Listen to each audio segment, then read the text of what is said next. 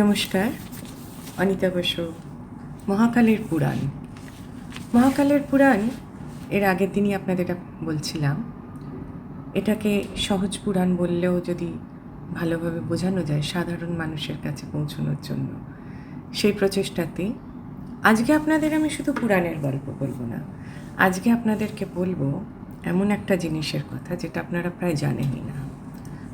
ইন্দোনেশিয়ার একটি গ্রামে, প্রত্যন্ত গ্রামে, পাহাড়ের মাথায় 9টি হিন্দু দেবদেবীর মন্দির আছে এবং মন্দিরগুলোর নাম হচ্ছে আমাদের মহাভারতের এক একটি ক্যারেক্টারকে নিয়ে।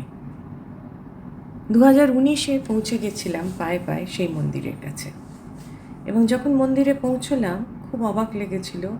যাচ্ছে এখানে অর্জুনের মন্দির, ভীমের মন্দির, candy Bhima, candy Arjuna, candy Kunti. এমনকি এটা আমি বালির কথা বলছি না, আমি বলছি জাভার কথা।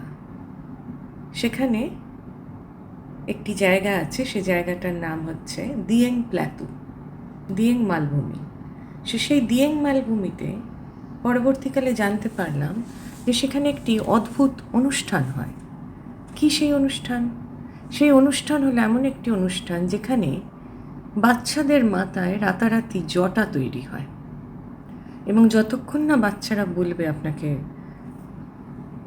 মানে আমাদের পেরেন্টসকে যতক্ষণ না বলবে তারা যে এটা তোমরা কেটে ফেলো, ততক্ষণ সেটাতে কেউ হাত দেয় না। শুধু তাই নয়, সেখানে আরেকটি খুব প্রয়োজনীয় জিনিস যেটা আমি লক্ষ্য করলাম, সেটা হচ্ছে সেই বাচ্চাগুলোকে যদি কোনো গ্রামের বাচ্চার মাথায় এরকম জটা দেখা যায়, তাদের গিম্বাল বলে, এবং পুরো গ্রাম তার জন্য নানা রকম উপঢৌকন পাঠায়, বাচ্চাটার যা প্রয়োজন তা করে।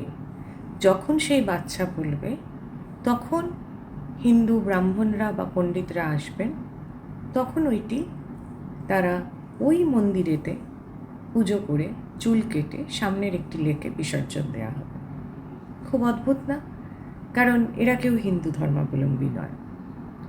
পুরাণ চর্চা করতে গিয়ে দেখলাম ব্রহ্মাণ্ড পুরাণে বলছে যে ব্রহ্মাণ্ড পুরাণের বেশ কিছু অংশ জাভা দ্বীপের লোকেরা তখন পালন করতেন। এবং আমি যতজনের সাথে কথা বলেছি তাদের কাছে আমি বালি এবং জাভাতে গিয়ে যে তাদের রোজের যে পূজা অর্চনা, যেভাবে তাদের চিন্তাভাবনা, মন্ত্র উচ্চারণ, তাতে কোথাও আমাদের পৌরাণিক ভারত রয়ে গেছে। সবথেকে আশ্চর্য হচ্ছে এই যে ঘটনাটা ঘটছে, আনাক গিম্বাল, দিয়েং মালভূমির আনাক গিম্বাল উৎসব বা অনুষ্ঠান, সেইখানে অনেক দিন ধরে আমার মনে হচ্ছিল যে এই যে জটা রয়েছে এখানে, এতগুলো মন্দিরে এসে তারা পুজো দিচ্ছেন, দিয়ে তারা অনুষ্ঠান করছেন, কোথাও কি শিব কোনোভাবে জড়িত রয়েছে? কি আশ্চর্য জানেন, একটি কঙ্গাল শিলালিপি পাওয়া গেল, এবং সেই শিলালিপিতে লেখা রয়েছে যেখানে যেখানে যে রাজা ছিলেন, প্রাচীন যে রাজা, একটা সময় এগুলো তো সব আমাদের ভারতবর্ষের সঙ্গে যোগাযোগ ছিল এবং অনেক হিন্দু সভ্যতাও ছিল সেখানে। তো সেখানকার রাজা সঞ্জয় মনে করছেন, সেখানে লিখেছেন যে উনি এটিকে, এই জবদ্বীপকে, সেখানে তিনি নিজেকে মহাদেবের নিজস্ব ভূমি বলছেন, এবং নিজেকে কি বলছেন? বলছেন যে তিনি নিজেকেই শিবক্ষেত্রের পৃষ্ঠপোষক বলে মনে করছেন।